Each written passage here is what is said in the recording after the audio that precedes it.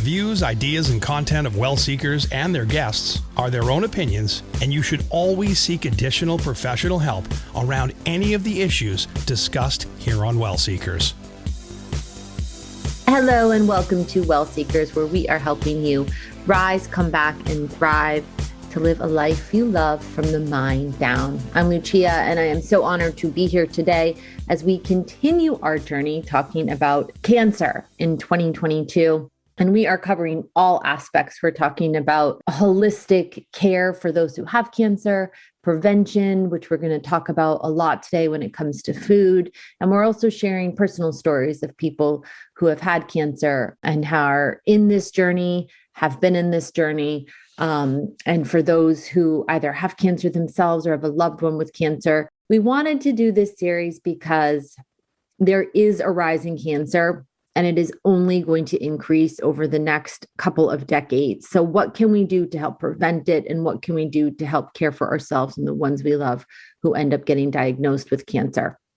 What's interesting is since the series began, someone else in my life got diagnosed with cancer, and someone else who I knew and had worked with years and years ago in LA ended up passing away from cancer just in the 2 weeks since we've started taping this series. So I know in my own life, this is real and this is everywhere. So I'm just so honored to be doing this series and hoping that everyone out there listening extracts something that they can use in their own life, which is truly the point of WellSeekers. On today's show, we are welcoming the nutrition nurse. Her name is Hannah, and Hannah is going to be talking a lot about prevention. She also is a nutrition specialist as well as a nurse, which is why we are very excited to have her on the show, because there's a lot of different and conflicting information about nutrition and cancer. If we start with the basics, if you go on to WHO's website, World Health Organization, there was something published, and this was about a decade ago that they last did some information around this that we could find. But they said that a large body of literature indicates that as much as 30% of all cancers is linked to poor dietary habits, which is, again, one of the chunks of this show is about prevention. So are there things we can do individually, as a community, as a society, to help with prevention when it comes to things like food?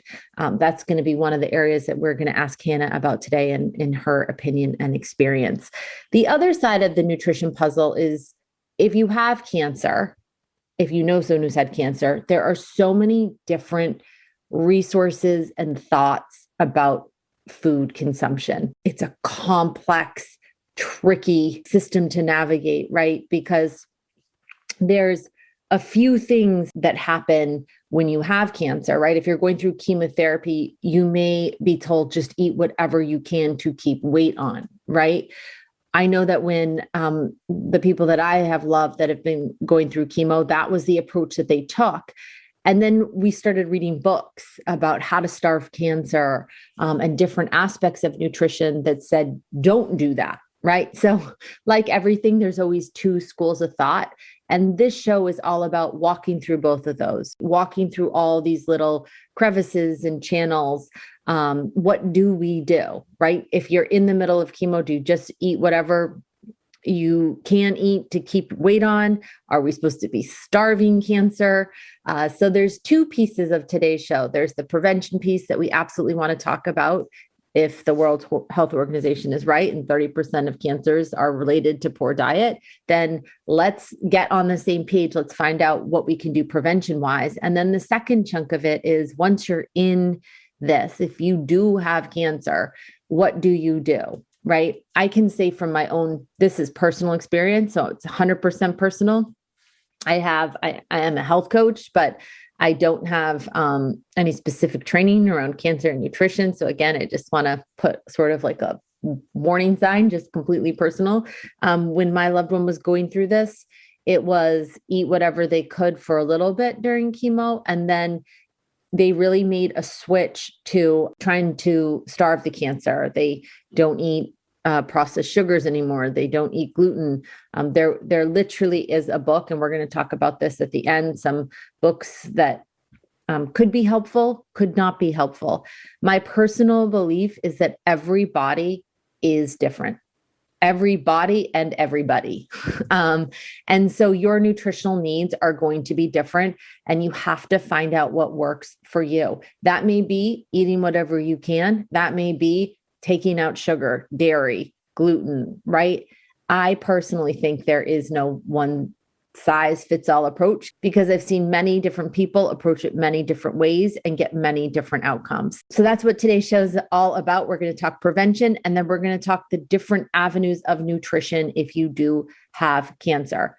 Those pathways are wide, they're varied. Again, we're going to be back with the nutrition nurse, Hannah, in just a moment. And then at the end of the show, we're going to give you some resources, some books that you may want to check out if you're interested in prevention. And if you do have cancer and you're interested in different ways to, quote unquote, you may have heard this term before, starve the cancer. There's definitely some books that may be worth checking out. But again, I do just want to say it is my personal belief that everybody is different. Every situation is different. And our goal here at WellSeekers on the show is to just give you resources and information, because there is so much out there. We want to do some of the work for you, whittle it down in the sea of so many books, pamphlets, things you're going to hear, so that you can get the information and decide for yourself. So we'll be right back with the nutrition nurse, Hannah, right here on WellSeekers.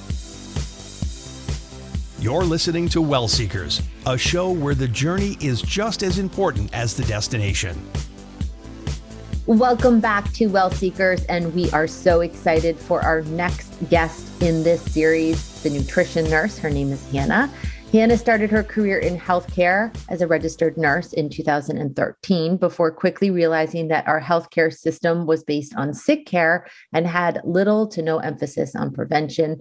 So she went on to pursue her Master's of Science in Clinical Nutrition and Integrative Health, and now is a board-certified nutrition specialist. Her nutrition philosophy is grounded in finding the root cause of disease and utilizing a whole foods, no-nonsense approach with healthy lifestyle changes to support the foundational needs of the body to restore proper functioning. Hannah, thanks so much for joining us today on WellSeekers. Yeah, so excited to be here. Hannah mentioned before we got started that she has a puppy, which is adorable. So if you hear barking, that is her puppy. What's your puppy's name? Her name is Brooke. Oh, She's a Newfoundland, and she's actually 2 years old today. So, oh, happy birthday! Yeah, Sweet. She's going to be very big. She's 140 pounds, so she's a big girl. Right now, she is. Yeah. She's pretty fully grown at this point. But yeah, she's 140 pounds. She's big. Oh my gosh, I don't want to give away my weight, but we're basically the same size. Yeah, people always say that to me. Your dog must weigh more than you. Yeah. Wow. Well, happy birthday to Brooke. Thank you. Anna, before we get started, I always love to know why people got into the areas and the pockets that they found themselves in career-wise. Could you tell us a little bit about why nursing and why nutrition? Yeah. So I decided I wanted to become a nurse when I was in high school. I had gone on a medical mission trip to the Dominican Republic. So that sort of propelled me into, healthcare in general. So yeah, I began to pursue my nursing degree. And I think it was my senior year, I had a class. It was a community health class. And we read a book called Living Downstream by Sandra Steingraber. It's very good if you haven't read that book. And it's basically about cancer and the environment and environmental toxins. Prior to wanting to become a nurse, I actually wanted to be an environmental scientist. That was always something that I was very passionate about. So I found this sort of avenue where these two things came together. And then I became a nurse. And after I graduated nursing school, while I was studying to take my NCLEX exam summer after college, I was actually working at a food co-op. And I had some really interesting conversations with the woman that ran the juice bar. Her name was Lisa. And that was very influential on my philosophy. Food is medicine, and it's all about food. And by that point, I had been through enough clinical rotations in nursing school that I realized how damaged the system was and how sick people were. And, working at the food co-op that year, kind of a light switch happened, and I realized, it's all about food. So I worked as a nurse for, I think, a year. And by the end of that first year, I was already looking into nutrition programs. And then I found Maryland University of Integrative Health and applied, got in, and then started my master's in nutrition. And the rest is history. You have such important points, Hannah. Yeah. I think that nutrition, we hear it a lot, but I don't know if we truly value it as much as we hear about it. Yes. And it is we are holistic beings, right? And not just in and of ourselves, but where our food comes from and the sources that it comes from, and us as a society and the process that food's created in an environment. And one of the things this series is dedicated to cancer, both prevention and then resources if you have cancer. One of the things that we were reading about is that 30% of cancers can be tied directly back to diet. When we look at it as prevention, what are some of the key areas that, if we're listening and we truly want to approach cancer prevention from a holistic nutrition point of view, what are some key things we should be looking at nutrition-wise? Yeah. So I think just taking a broad look at the food that you are eating. Are you eating packaged foods? Are you eating whole foods? And when I say whole foods, I mean unprocessed tomatoes, vegetables, fruits, nuts and seeds.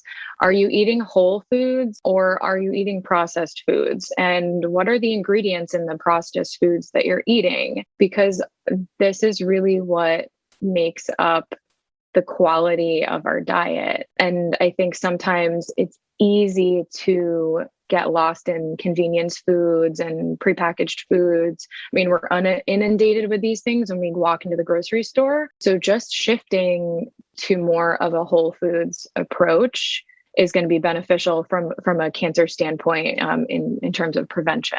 When we talk about whole foods, what's your thought on, if we take the conversation just a little deeper, right? Do you believe that environment that our foods are grown in impacts more than the actual food?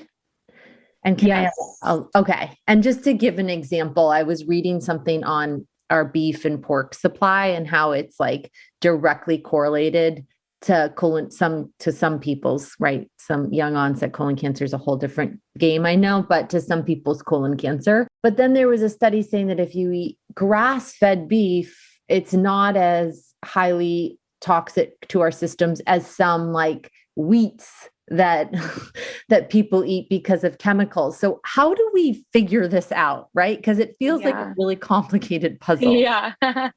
So definitely where your food comes from matters. In terms of obviously fruits and vegetables, I always encourage people to eat organic where they can, when they can, within reason. We know organic foods are more expensive, and that makes it, not necessarily attainable for everyone to buy organic. But my big thing is go on to Environmental Working Group or EWG.org. Every year they come out with the Dirty Dozen and the Clean 15. So I don't know if your listeners are familiar with the Dirty Dozen and the Clean 15, but the Dirty Dozen is the top 12 most highly sprayed foods with the highest pesticide residues, and then the Clean 15 is the lowest. So typically if a food is on the Clean 15, I will opt to buy conventional and not organic to save myself money. And then there are, some of those foods on the Dirty Dozen that I always buy organic. I won't buy it if it's not organic. So there's certainly, is that. And then in terms of the beef, yes. So most beef in our country that is produced is fed corn, or, they give them, feed, but a biologically appropriate diet for a cow is grass. So when we feed cows corn, right, that's not necessarily a biologically appropriate diet. And some of the reason why they do that is, it's easier, it's cheaper, and it fattens them up faster.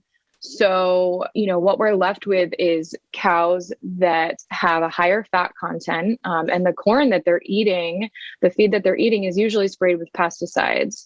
Oftentimes, these pesticides are actually fat soluble. So you can see that a cow would then have we call a bioburden, or, they're going to be carrying some of those pesticides in that fat tissue. And then likewise, when you feed an animal, a diet that's not biologically appropriate, what we see with the cows and the beef that's produced from conventional beef that's fed corn is that there's a higher omega 3 to 6 ratio, right? So there's going to be a lot more omega 6s, and it's more inflammatory. So in general, we have this offset of omega 3s and 6s, and we're very heavy on the 6s, and we don't have enough of the 3s in our diet. So the actual makeup of the quality, I guess you could say, of the fat that's in grass versus conventional is different. Wow. So that matters Yes. when we eat that beef. Yeah. Does the dirty dozen change? Yeah, it does. Actually, I think I just got an email that EWG is coming out with the 2022 list like this week. So it does slightly change every year. There's the heavy hitters that are kind of always on there. Like I think strawberries are always on the dirty dozen. Mm-hmm. Blueberries are always on the dirty dozen. Spinach is usually on there. So there's some that sometimes I think drop off and change every year, but I think it's actually coming out this week, I think. It's so interesting, Hannah, because not only are there all these things we need to worry about, like consuming, not consuming, but now I feel like we've created an extra layer for ourselves, which is where we get our food from. And and like you were sharing what the animals are eating, right? Yeah. It's so hard to be aware of everything.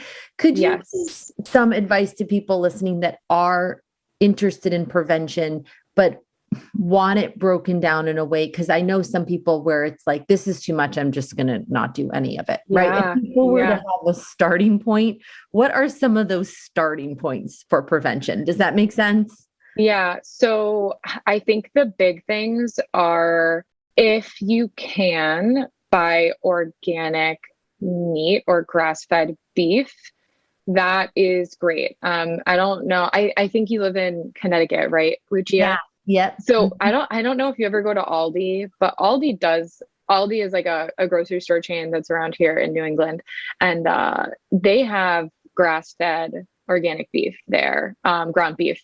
So simple things like that, switching one food at a time. So it does not have to be, I'm throwing everything out in my cabinet and I have to start from scratch.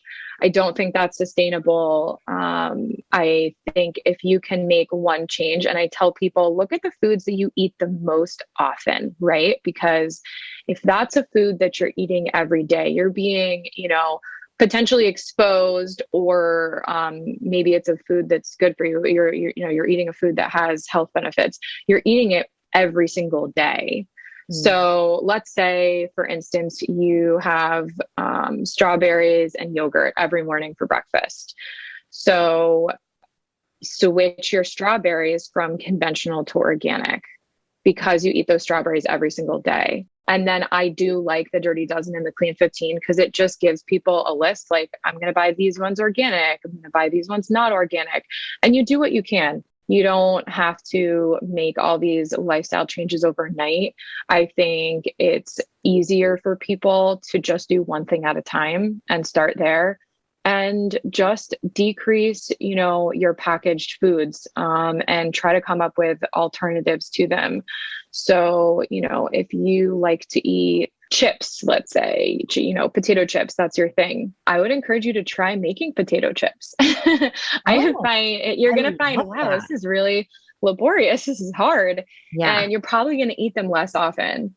So making your own homemade, I think, is always best. Like I make my own homemade mayo, I make my own homemade salad dressings. And once you start doing these things, the first time it might be sort of daunting, but eventually it becomes second nature. And I like when you can make homemade foods for yourself because you have control over the ingredients that are going into that food. So you have that control over the quality of what's going into your mouth. I think we've become such an accelerated society, and I think COVID slowed us down some, but I know that it didn't slow everyone down, and that my gut is that we're going to just pick up the speed again. At some point. It's so hard in such a quick society to have nutrient dense food, right? Yeah. From thing to thing to thing.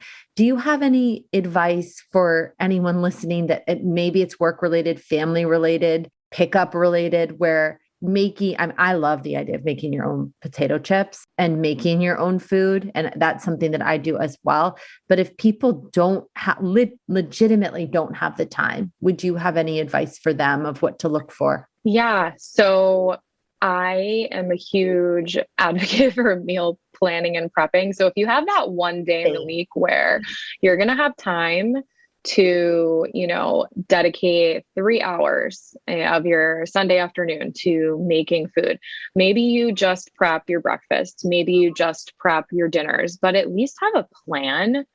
Make yourself a plan so that you are setting yourself up for success, right? If you come home from work and you're starving, you're going to reach for the first easiest thing you can put in your mouth out of the fridge.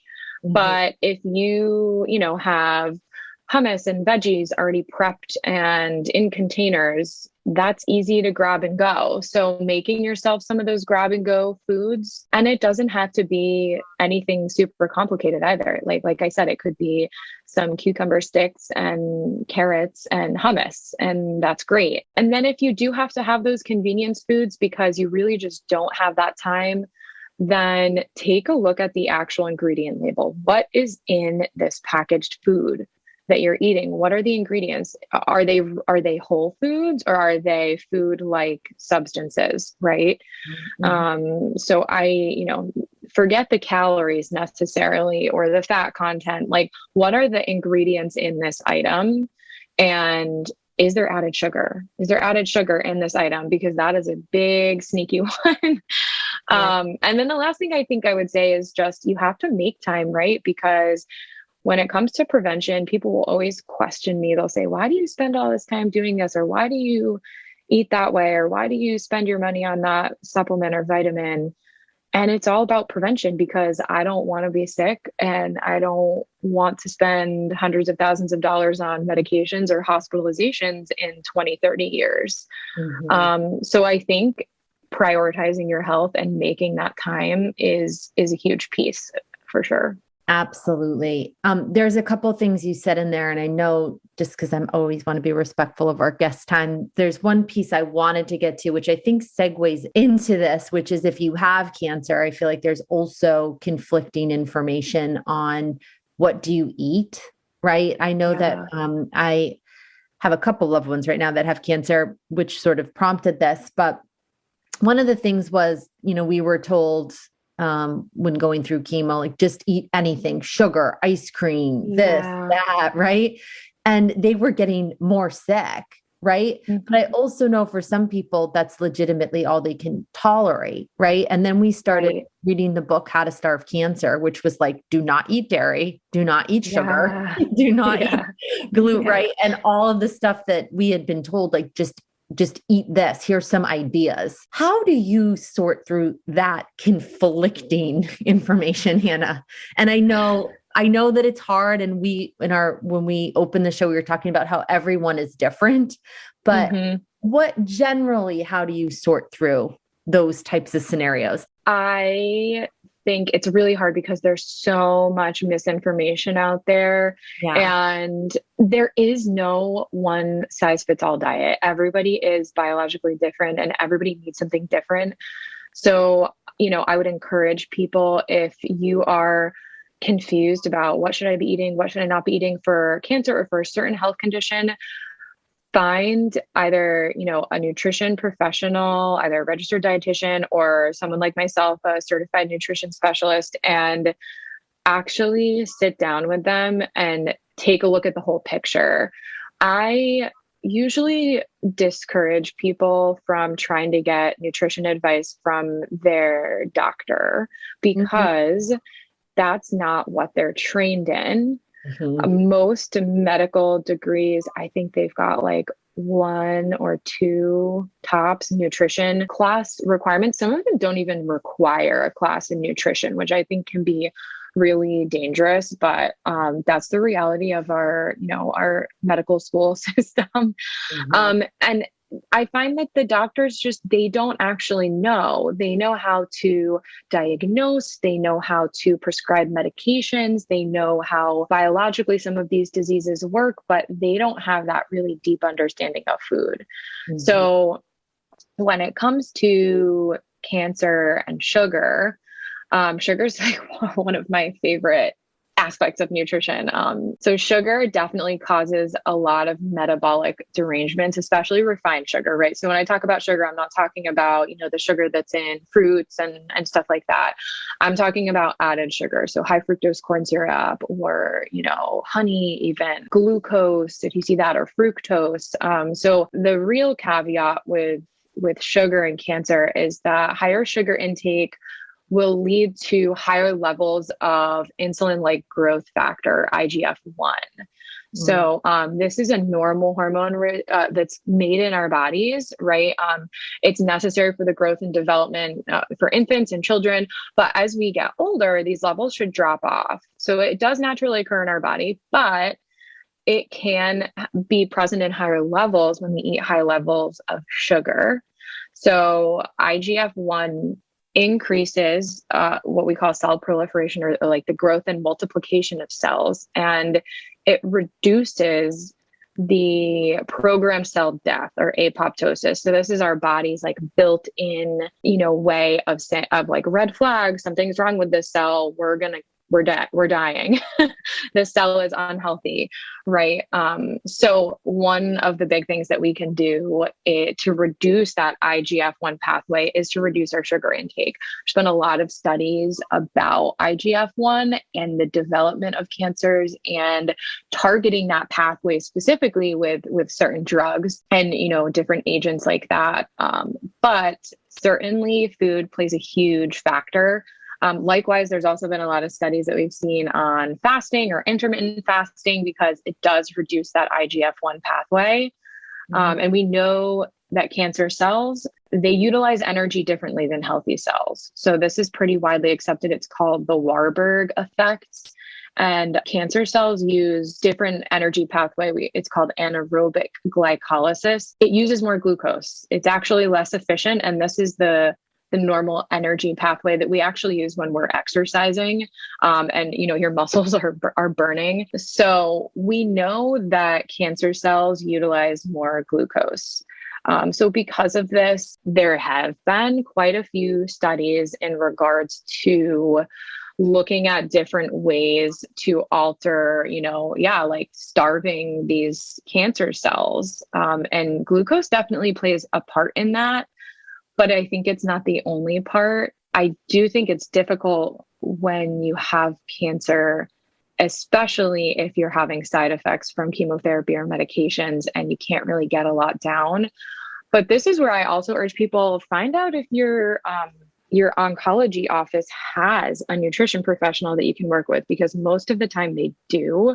And that could be a really, really valuable resource for people. This is fascinating, Hannah. And I feel like we always try to keep these accessible, but we really need to do extended versions for people that have more time, because this is such a fascinating conversation. What I hear in there, though, is that sugar is a piece of the puzzle in foods that from your environment could be a piece of the puzzle. When it comes to actual cancer treatment, though, to check in with a nutritionist. I don't know what your feelings are on NDs, but I feel like they also are a wealth of information when it comes to nutrition as well. Yeah, definitely. Naturopaths are a great resource, I think, to talk about nutrition, create a nutrition plan. They have extensive nutrition education as part of their doctorate degree. So they're also a really, great resource for trying to figure out, lifestyle and dietary interventions as, adjuvant therapies to cancer. So I am a huge advocate for that and, trying any kind of natural approaches that are going to be beneficial. And that's really the beauty of integrative medicine, which is a part of my master's degree is, the joining of, quote unquote, alternative or natural therapies with, our Western standard medicine. And I think it's something that I dream about a day, when there will be this cohesiveness between these two sides, for the treatment of cancer and, and other chronic diseases as well. So certainly I think right now you have to advocate for yourself and you have to seek out that additional support. So much tremendous wisdom, Hannah. Before we let you go, any final words of advice to anyone looking to learn more about prevention, or maybe someone who has cancer and is looking to find out more about nutrition? Any books you love or avenues that they could explore that you could suggest? One of my favorite people that I follow on social media is actually Dr. G. And one of his specialties is integrative oncology. And he just has so many pearls. And then, some other books that I really like are The Omnivore's Dilemma by Michael Pollan is, a really great one.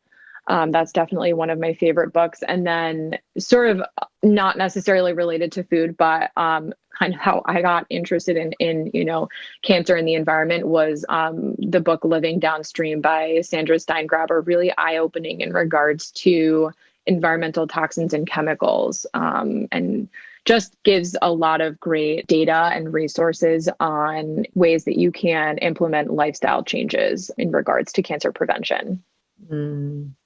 Thank you, Hannah. The Nutrition Nurse. We are going to have all of her links so that you can find her. Hannah, but do you want to give them to us as well? Yeah. So my website is the.nutrition.nurse.com, but you can mostly find me on my Instagram, and it's the.nutrition.nurse. Hannah, thanks so much for your time here today. Awesome. Thanks so much for having me, Lucia. Yeah. And we didn't hear Brooke, which I'm sad. No. I think she's sleeping, which is good. We'll be right back on WellSeekers.